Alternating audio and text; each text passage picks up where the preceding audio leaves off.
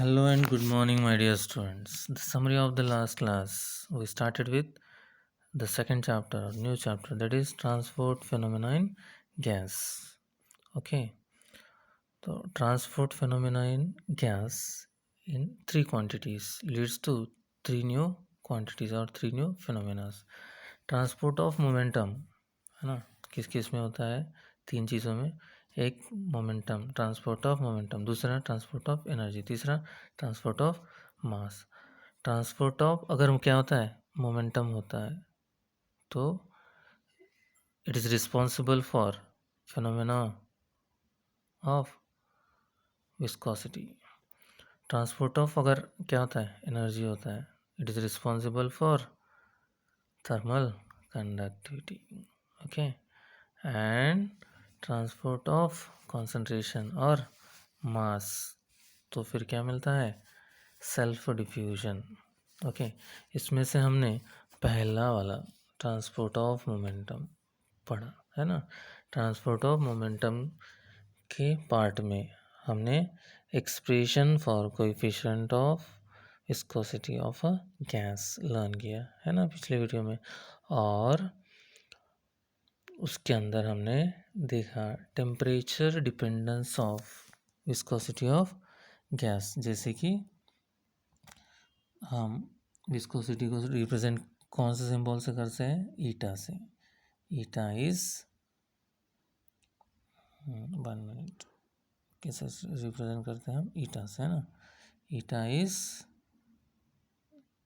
Directly proportional to square root of absolute temperature of gas, और pressure के independent है। क्या? Eta is independent of pressure, right? Then now today we are going to see the next transportation phenomena in gas, that is transport of energy, which is responsible for thermal conductivity of gas. In that we are going to see the expression for coefficient of thermal conductivity of gas today and its dependence on pressure and temperature, right? So let's begin with the assumption. Consider fixed mass of gas at rest. Suppose the temperature increases in positive z direction, है ना, O Z के along, यानी 0 से z के along, है ना। तो यानी x अगर बेस है एक्सिस, तो x से ऊपर में किधर? z के अलॉन्ग क्या हो रहा है? टेम्परेचर इंक्रीज हो रहा है ना। तो हम यहाँ देखते हैं ग्राफ में क्या क्या है, उसको समझने की कोशिश करते हैं। तो हम पहले कंसिडर करेंगे एक लेयर ए, जिसका टेम्परेचर क्या होगा बेटा? क्या होगा? थीटा, है ना। थीटा से हम टेम्परेचर को रिप्रेजेंट कर रहे हैं, ठीक है। देन उसके बाद हमने जस्ट डिस्कस किया था कि ऊपर जैसे जा रहे हैं वैसे टेम्परेचर राइज हो रहा, तो थीटा में कुछ जो भी प्लस होगा वो प्लस, जो भी होगा वो प्लस होगा, और बी लेयर के लिए, और सी लेयर के लिए क्या होगा? माइनस होगा, ठीक है। तो ये क्या है देखते हैं हम। सी, एक मिनट, डी थीटा, क्या देखिए? D theta by D Z. तो देखिए ऑफ कोर्स कम हो या ज़्यादा, ए लेयर और बी लेयर में टेम्परेचर सेम तो नहीं रहेगा, थोड़ा सा बढ़ेगा या घटेगा। तो कितना बढ़ेगा पर यूनिट लेंथ, ये D theta by D Z बता रहा है, जिसे हम क्या बोलेंगे? टेम्परेचर ग्रेडियंट, है ना।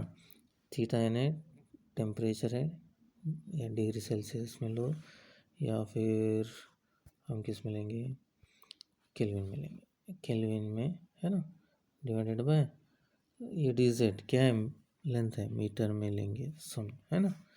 सो अभी बी लेयर का टेम्परेचर लिखना है, टेम्परेचर के साथ टेम्परेचर ही प्लस होता है ना, दूसरी क्वांटिटी प्लस नहीं हो सकती। तो हमें फिर से लेंथ से मल्टीप्लाई करना होगा, सो m, तो mm गेट कैंसल, तो बचेगा क्या, k, है ना। तो m मल्टीप्लाई किया मतलब यहाँ पे लैम्बडा मल्टीप्लाई किया। What is lambda? Lambda is the mean free path, right बेटा। सो सिंपल लॉजिक है कि ऊपर की ओर बढ़ रहा है ऐसा हमने कंसिडर किया तो प्लस किया है, नीचे की ओर घट रहा है ऐसा हमने कंसिडर किया है या बोला है, इसलिए सी लेयर पे माइनस किया। ठीक है, अब हम नेक्स्ट पेज पे जाते हैं। ए लेयर पे थीटा है, बी पे plus lambda D theta by D Z है, और सी लेयर पे क्या है, लैम्बडा सी लेयर पे theta minus lambda D theta by D Z minus है ना। हम आगे बढ़ते हैं अभी नेक्स्ट पेज पे, जिसमें हम देखेंगे कि टेम्परेचर ज़्यादा है उधर काइनेटिक एनर्जी ज़्यादा रहेगी, और टेम्परेचर कम है वहाँ पे काइनेटिक एनर्जी कम रहेगी। तो क्या बेटा क्या होगा, एक मिनट, क्या होगा, तो बी लेयर से ज़्यादा काइनेटिक एनर्जी के मॉलिक्यूल्स डाउनवर्ड डायरेक्शन में ए लेयर की तरफ जाएंगे, और ए लेयर से क्या बेटा सी लेयर की तरफ जाएंगे। ठीक है, तो हमें पता है कि 3 डायरेक्शन में गैस ट्रैवल कर सकता है ना। तो डिवाइड होगा n/3 n/3 n/3 में। तो बी लेयर से ए की तरफ आधे, है ना, और उसके ऊपर की तरफ आधे ट्रैवल होंगे ऐसा हम अज्यूम करते हैं। तो n/ क्या होगा 6 होगा। ठीक है, लेकिन हमें सिर्फ नंबर ऑफ मॉलिक्यूल्स ही नहीं पता करना है ए की तरफ या सी की तरफ जाने वाले, तो क्या पता करना है, number of molecules per unit area. तो number of molecules per unit area यानी क्या, अगर क्या बेटा समझो ए लेयर है, उसका एरिया, ए लेयर का एरिया कितना है 5 यूनिट, है ना, और कितने मॉलिक्यूल पास हो रहे हैं, कितने मॉलिक्यूल पास हो रहे हैं समझो, कितना 100 ले लिया। ठीक है, कितना ले लिया, हाँ, एक मिनट, कितने ले लिया बेटा 100 ले लिया। तो 100/5 यानी कितना 20 मॉलिक्यूल पर यूनिट एरिया क्रॉस हो रहा है ना। तो वो नंबर ऑफ मॉलिक्यूल क्रॉसिंग पर unit area in the downward direction per second is n(c)/6, where n is number of molecules per unit volume. Okay, c is average molecular velocity. c is average molecular velocity. So now number of molecules crossing per unit area per unit second, है ना, देखो ना 1 second लिखा है per unit second is n(c)/6। तो जो पर unit area पर सेकेंड पास हो रहे ए के थ्रू डाउनवर्ड डायरेक्शन में, उनका मास क्या होगा, जितने मॉलिक्यूल है इंटू एक का मास। तो कितने मॉलिक्यूल है n/c/6 इतने मॉलिक्यूल है इंटू एक का मास यानी small m, right. So m is what, mass of each gas. Now हम थर्मल कंडक्टिविटी प्रूव करना चाहते हैं, तो इसमें स्पेसिफिक हीट का इम्पोर्टेंट रोल होता है। So heat energy carried by the molecule in crossing unit area of a layer A in the downward direction per second is given by, क्या formula है स्पेसिफिक हीट के लिए, Q1 is equals to mass into specific heat into temperature, है ना। ये आपको याद हो 12th स्टैंडर्ड में हमने पढ़ा था, कहाँ पे, न्यूटन्स लॉ पढ़ने के लिए ऑफ कूलिंग। न्यूटन्स लॉ यानी कौन सा, मोशन का नहीं, न्यूटन्स लॉ ऑफ कूलिंग, है ना। तो मास क्या यहाँ पे है हमारे पास, specific heat at constant volume और टेम्परेचर, राइट। और इसी तरह से किसके लिए हम सी के लिए लिखते हैं तो कितना वैसे ही फॉर्मूला आएगा, ठीक है। नेट फाइंड करते हैं तो दोनों का डिफरेंस आएगा, तो डिफरेंस आएगा तो क्या बचेगा बेटा, कॉमन चीज़ है गायब हो जाएंगी, अनकॉमन है वो रहेगी, ठीक है। तो ये 1/3 MnC इंटू CV, ये मल्टीप्लिकेशन में इतना पार्ट है ना, तो वो तो रहेगा, ठीक है। सब्सट्रैक्शन में जो कॉमन था सिर्फ थीटा था, lambda D theta by D Z, उसमें प्लस था इसमें माइनस था, इसलिए वो बच गया, राइट, सब्सट्रैक्शन में। तो कितना हुआ फिर 1/3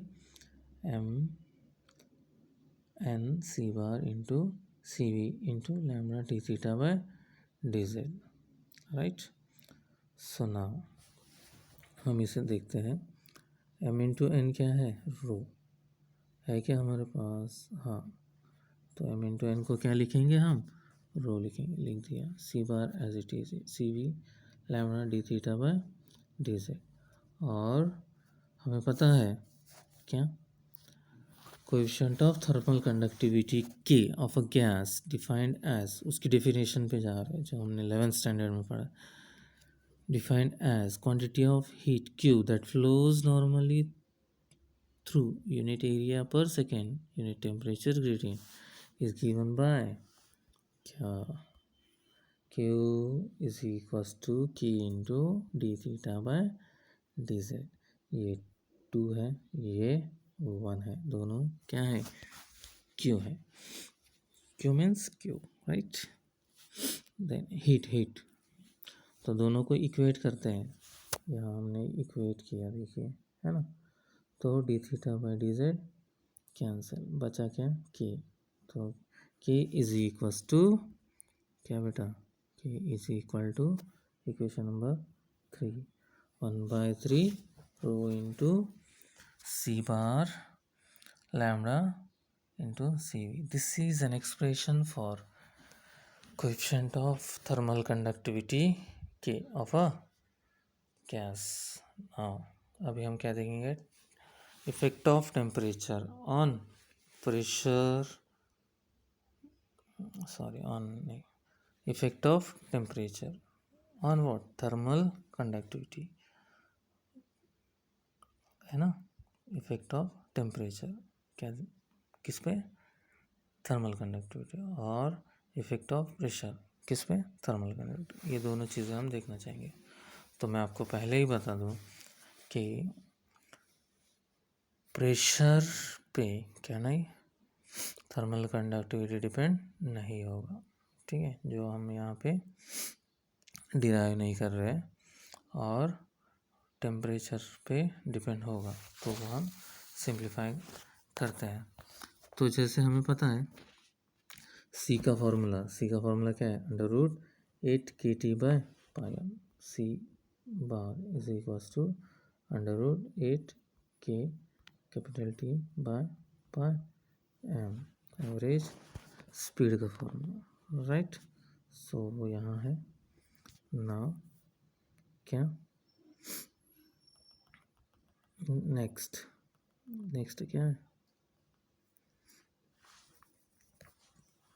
मीन फ्री पाथ का formula, lambda is equals to 1/√2, बाकी रूट के बाद into pi sigma square into N, right, into N, ठीक है बेटा।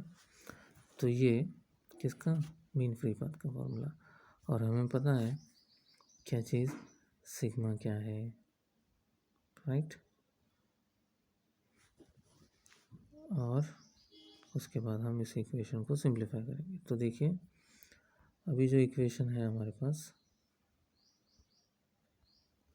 उसमें लैम्बडा इक्वल टू क्या है, ये वाला है ना।